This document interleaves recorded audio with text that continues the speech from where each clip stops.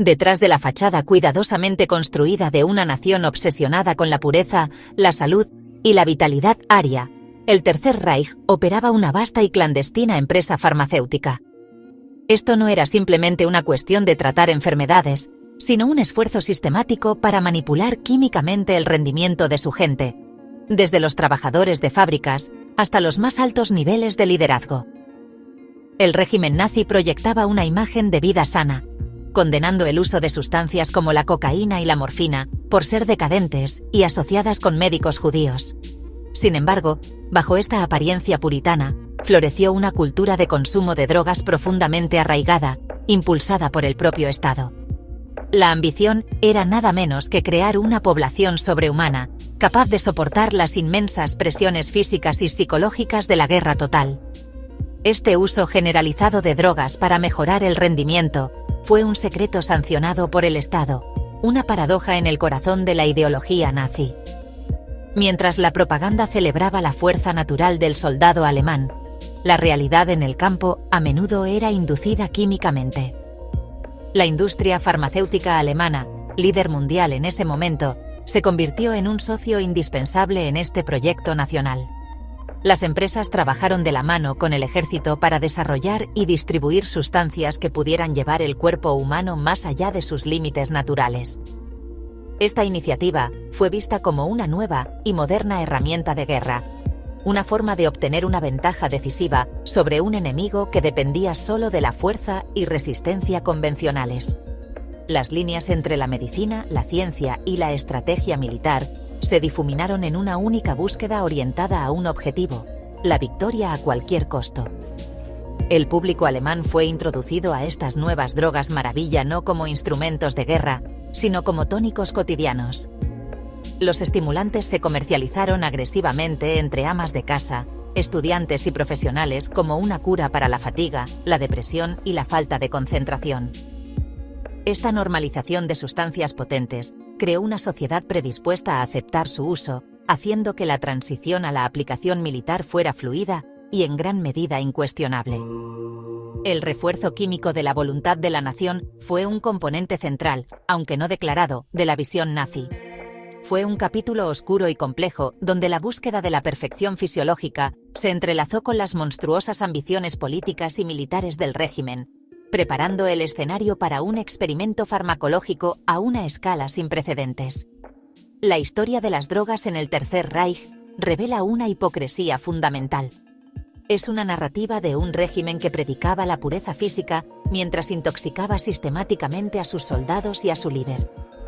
Esta historia oculta, reconstruida a partir de archivos militares y registros médicos olvidados, desafía nuestra comprensión del período. Nos obliga a confrontar el hecho de que algunos de los momentos más cruciales de la Segunda Guerra Mundial fueron influenciados no solo por la estrategia y el acero, sino también por los poderosos e impredecibles efectos de los compuestos químicos. La máquina de guerra no solo se alimentaba de petróleo e ideología, sino también de millones de pequeñas píldoras que prometían conquistar la más humana de las limitaciones: el sueño, el miedo y el agotamiento. En el centro del programa farmacológico nazi estaba Pervitin, una potente droga cuyo ingrediente principal era la metanfetamina. Desarrollada en 1938 por la compañía farmacéutica Temmler, con sede en Berlín, fue rápidamente aclamada como una droga maravillosa. Inicialmente, Pervitin estaba disponible sin receta, comercializada al público alemán con el mismo entusiasmo y campañas publicitarias ingeniosas que uno podría asociar con la Coca-Cola. Se vendía en envases elaborados e incluso se incorporaba en chocolates, conocidos como Panzerschokolade o chocolate de tanque, haciéndola atractiva y accesible. La droga prometía desterrar la depresión, vigorizar la mente y mantener a raya el sueño, lo que la hizo enormemente popular entre una población que estaba siendo preparada para la productividad y la grandeza nacional. El potencial militar de Pervitin no fue pasado por alto por mucho tiempo.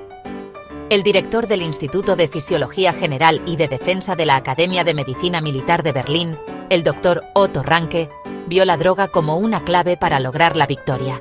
Después de realizar experimentos con estudiantes universitarios y consigo mismo, se convirtió en un ferviente defensor de su uso entre los soldados. Ranke creía que Pervitin podía eliminar la necesidad de dormir, permitiendo así que el ejército alemán operara las 24 horas del día. Su influyente recomendación llevó a la adopción formal de la droga por las Fuerzas Armadas. El alto mando alemán, ávido de cualquier ventaja, abrazó esta solución química al problema de la fatiga humana. La distribución de Pervitin a la Wehrmacht fue asombrosa en su escala. En abril de 1940 se emitió un decreto estimulante, ordenando oficialmente el envío de millones de tabletas a las líneas del frente.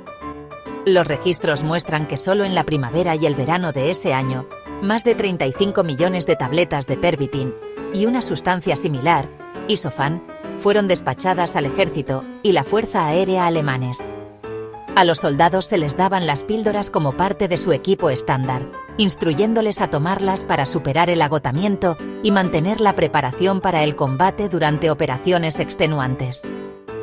La droga se presentaba simplemente como una herramienta, como un rifle o una cantimplora, esencial para el éxito de la misión. Esta medicación masiva de un ejército entero fue una estrategia militar calculada. El objetivo era transformar al soldado alemán en un guerrero implacable, parecido a un autómata, inmune al agotamiento físico y mental de la guerra continua. Las píldoras infundían una sensación de euforia y energía ilimitada, suprimiendo el miedo y mejorando la autoconfianza. Para el soldado individual, el efecto era embriagador y empoderador. Para la máquina de guerra alemana, significaba tener un ejército que podía marchar más lejos, luchar más tiempo y atacar más rápido que cualquiera de sus adversarios. Pervitin se convirtió en el arma secreta que impulsaría los éxitos iniciales y sorprendentes de las campañas militares nazis. El impacto estratégico de Pervitin se demostró de la manera más dramática durante la Blitzkrieg, o Guerra Relámpago. Esta doctrina militar se basó en la velocidad, la sorpresa y una fuerza abrumadora, con divisiones blindadas moviéndose a un ritmo que antes se creía imposible. La invasión de Francia en mayo de 1940 sirve como un excelente ejemplo. El plan alemán requería que las divisiones Panzer atravesaran el denso bosque de las Ardenas, una hazaña que exigía un movimiento continuo día y noche. La metanfetamina fue la clave que permitió este avance implacable. Los soldados, alimentados con Pervitin, pudieron permanecer despiertos durante días, conduciendo sus tanques y marchando distancias increíbles sin descanso, cubriendo hasta 35 kilómetros al día. Esta resistencia inducida químicamente tomó a las fuerzas aliadas completamente por sorpresa. Los comandantes franceses y británicos habían calculado sus estrategias defensivas basándose en suposiciones convencionales sobre la velocidad de un ejército invasor. No anticiparon un enemigo que no necesitara dormir. Mientras las divisiones Panzer alemanas irrumpían en Francia, mantuvieron un ritmo que parecía sobrehumano. Durante 10 días consecutivos, el avance continuó sin cesar, un torrente de acero y mano de obra que destrozó las líneas aliadas y sembró el caos. Esta presión implacable fue crucial para atrapar a la fuerza expedicionaria británica y a los soldados franceses en Dunkerque, un momento crucial que casi decidió la guerra en sus primeras etapas. Los propios soldados documentaron los efectos de la droga en cartas a casa. Escribieron sobre una estimulante sensación de alerta y una completa falta de fatiga, incluso después de días de lucha y marcha constantes. Describieron un estado de mayor conciencia y euforia que los hacía sentir invencibles. Para ellos, Pervitin fue un regalo del cielo, una forma de lidiar con las demandas inhumanas de la guerra moderna. Sin embargo, desconocían en gran medida la sustancia que estaban tomando o su naturaleza altamente adictiva. Los oficiales médicos de la Wehrmacht distribuyeron las pastillas con una explicación mínima, simplemente presentándolas como una ayuda necesaria para combatir el agotamiento y mantener el máximo rendimiento en el fragor de la batalla. Si bien Pervitin proporcionó una ventaja táctica significativa a corto plazo, su uso no fue una estrategia impecable. La droga no eliminaba la fatiga, simplemente la posponía, enmascarando las señales de advertencia del cuerpo. Cuando los efectos desaparecían, los soldados a menudo se derrumbaban, experimentando un agotamiento físico y mental profundo, a veces quedando incapacitados durante días. El alto mando estaba al tanto de estos efectos secundarios, pero los consideró un riesgo aceptable en la búsqueda de victorias rápidas y decisivas. El éxito de la Blitzkrieg, por lo tanto, se construyó no solo sobre una brillante planificación militar, sino también sobre una base de metanfetamina producida en masa que llevó a millones de hombres mucho más allá de sus límites humanos naturales. Adolfo Hitler, la encarnación del ideal nazi de pureza y autodisciplina, era él mismo un profundo consumidor de drogas, dependiente de un cóctel diario de sustancias administradas por su médico personal, el Dr. Theodor Morell. Desde 1936 hasta sus últimos días en 1945, Hitler confió su salud por completo a Morell, quien lo sometió a un asombroso régimen de tratamientos. Durante 9 años, el Führer recibió un estimado de 800 inyecciones, píldoras y pociones que contenían una amplia variedad de potentes drogas. Este cóctel diario incluía de todo, desde vitaminas y hormonas animales hasta peligrosos barbitúricos, anfetaminas y potentes opiáceos. Los registros detallados de Morell pintan una imagen de un líder, cuya imagen pública de fuerza inquebrantable era sostenida en privado por un flujo constante de productos farmacéuticos. La naturaleza del consumo de drogas de Hitler evolucionó a medida que la guerra avanzaba y su salud declinaba. Después del intento de asesinato en julio de 1944, su dependencia de los tratamientos de Morell se intensificó. Una sustancia clave en sus últimos años fue el Eukodal, un potente analgésico opioide con efectos similares a la heroína.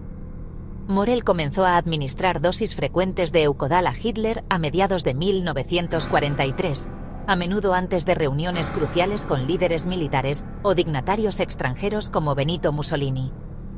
Estas inyecciones producían un estado de intensa euforia y confianza, lo que pudo haber influido profundamente en su toma de decisiones durante las fases más críticas de la guerra.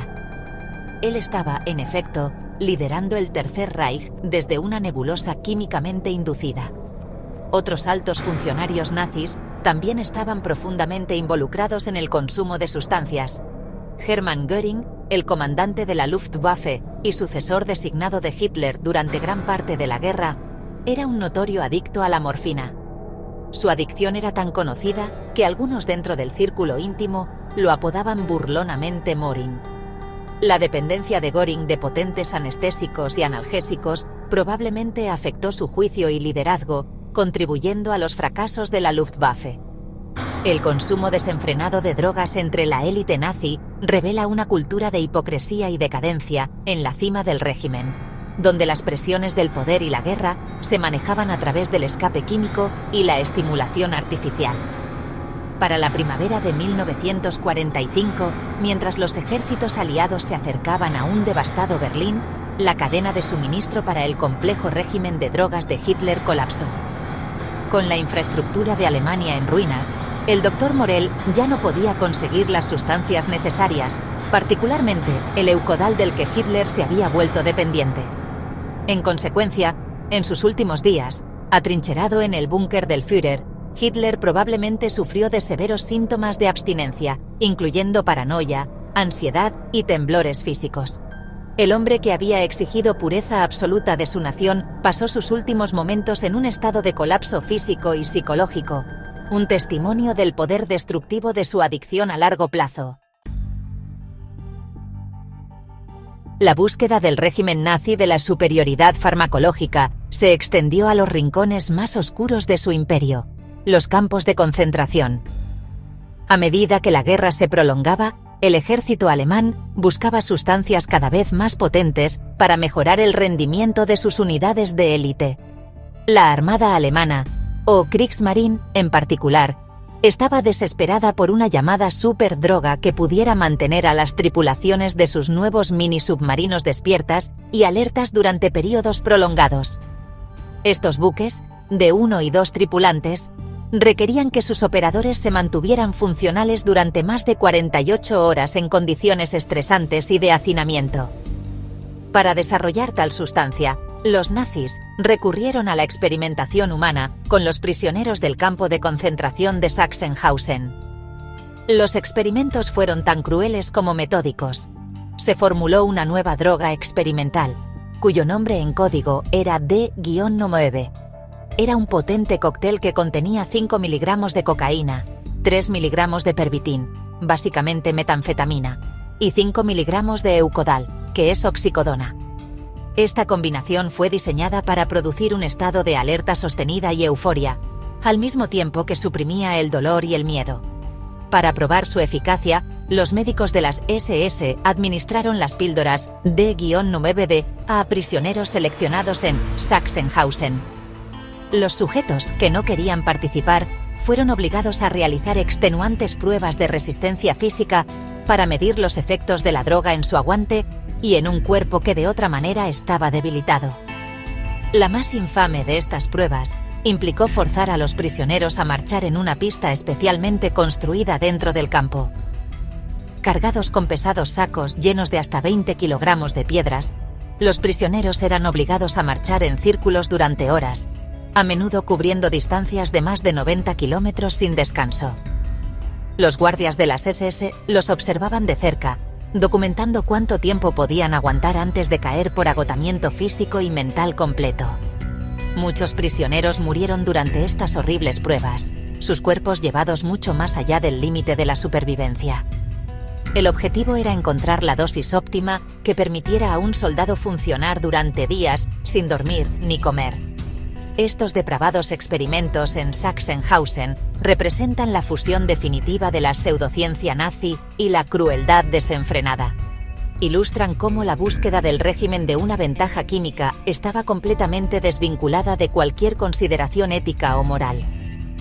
Los prisioneros no eran vistos como seres humanos, sino como sujetos de prueba desechables. Su sufrimiento un mero punto de datos en el desarrollo de una nueva arma. Aunque el cóctel D-9 fue supuestamente efectivo a corto plazo, la guerra terminó antes de que pudiera ser ampliamente desplegado. El proyecto sigue siendo un testimonio escalofriante de la voluntad del régimen de sacrificar vidas humanas en su fanática búsqueda de la dominación militar. El uso de estimulantes para mejorar el rendimiento no fue exclusivo de las potencias del eje.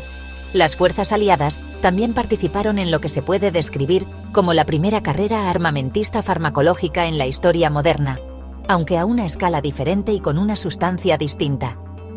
El interés del ejército británico se despertó en 1940, después de que descubrieran tabletas de pervitin en los restos de un avión alemán derribado.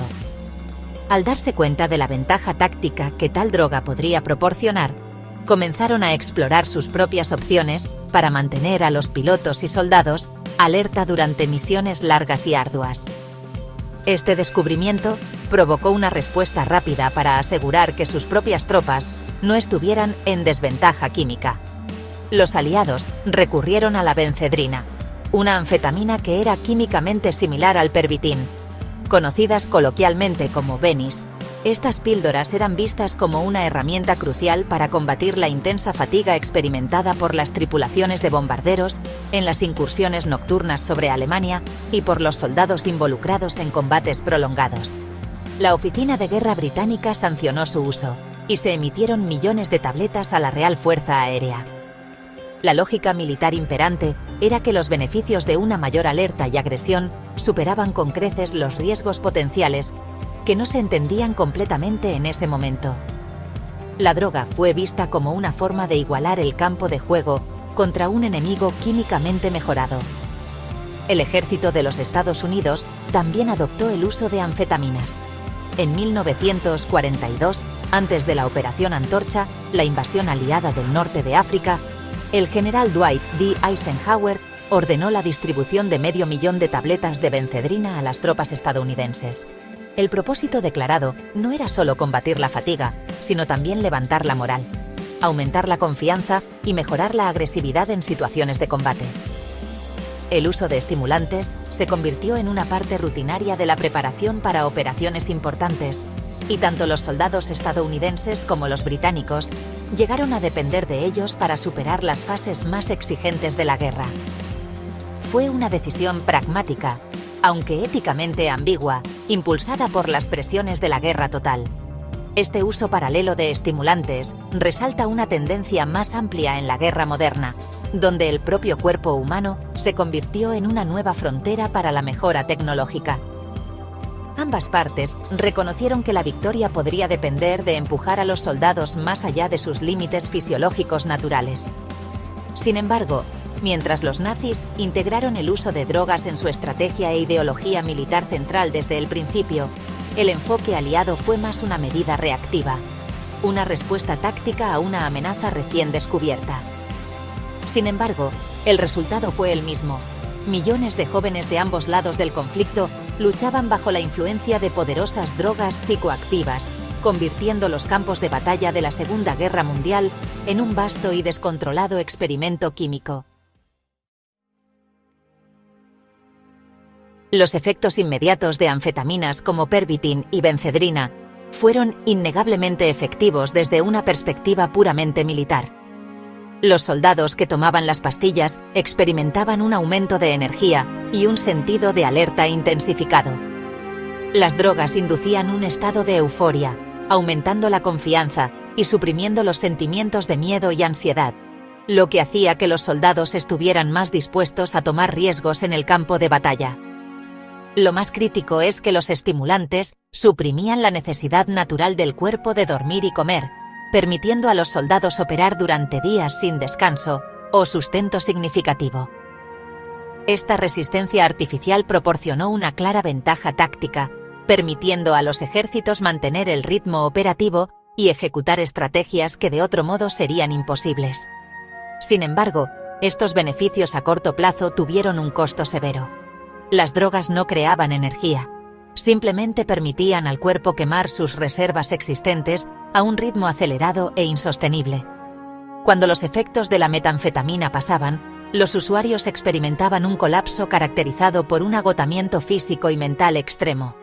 Los soldados podían volverse letárgicos, deprimidos e irritables.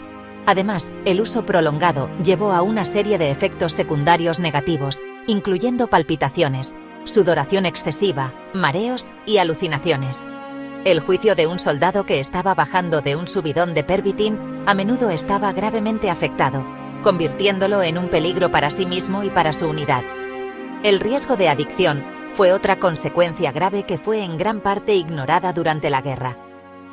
Muchos soldados desarrollaron una dependencia de Pervitin, necesitando dosis cada vez mayores para lograr el mismo efecto y sufriendo abstinencia cuando los suministros no estaban disponibles. El ejército alemán finalmente reconoció el creciente problema de la adicción y la disminución de la efectividad de la droga, reclasificando oficialmente Pervitin como una sustancia restringida en 1941. A pesar de esto, su uso continuó, a menudo de forma no oficial, ya que tanto los comandantes como los soldados se mostraban reacios a renunciar a lo que percibían como una herramienta de combate vital. Las consecuencias a largo plazo para la salud, como el daño permanente al sistema nervioso y los problemas psicológicos crónicos, no eran una preocupación principal en medio de una lucha desesperada por la supervivencia. En última instancia, la medicación masiva de los ejércitos creó una generación de veteranos que regresaron a casa con más que solo las heridas visibles de la guerra. Muchos sufrieron los efectos a largo plazo del uso de drogas durante la guerra, incluyendo adicción, depresión y trastorno de estrés postraumático exacerbado por sus experiencias químicas.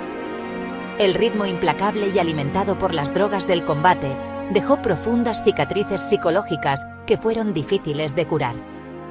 La historia de Pervitin y otros estimulantes de la guerra es un duro recordatorio de que el precio del rendimiento mejorado químicamente a menudo se paga mucho después de que la batalla final ha terminado, dejando un legado de salud quebrantada y vidas destrozadas. Es fundamental ubicar el uso sistemático de drogas por parte del régimen nazi en su debido contexto histórico y ético. Si bien la influencia de sustancias como el Pervitin en el campo de batalla y el Eukodal en el búnker del Führer es innegable, es una simplificación peligrosa atribuir los horrores del Tercer Reich únicamente a las drogas. Los fundamentos ideológicos del nazismo se establecieron mucho antes de que comenzara la distribución masiva de metanfetamina o la dependencia personal de Hitler. Los principios centrales de la supremacía racial, la agresión expansionista y el antisemitismo estaban claramente articulados en el manifiesto de Hitler de 1925, Mi lucha, una década completa antes de que el Pervitin fuera siquiera desarrollado.